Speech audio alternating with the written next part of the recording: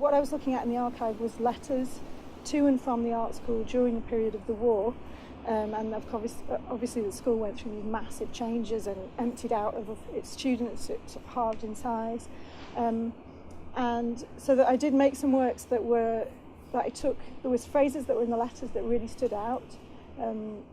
Like there was one really moving letter from a father saying his son had died, and he went through a long description about how he'd heard about his death and what happened to him and how he was thought of, and it was really powerful. And then at the very end he just said, "But my boy was a hero," and I just remember, I just found that incredibly sad, actually, just that seemed to be what he had left to cling to. And so things like that, so these certain phrases I embroidered onto, I just made really simple embroideries with them.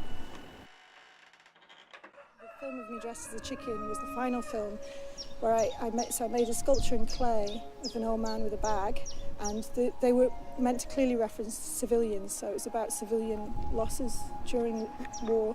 It somehow just seemed obvious that I needed to dress up as a chicken. There's a family story around this. So as a child, my mother told us all the story that her uncle, Carl, he was very tall, and at the start of the war, he was 16 or 17 and he was sent a white feather. And he lied about his age, he signed up and he went to fight, and he died just very shortly after his 18th birthday on a battlefield in France.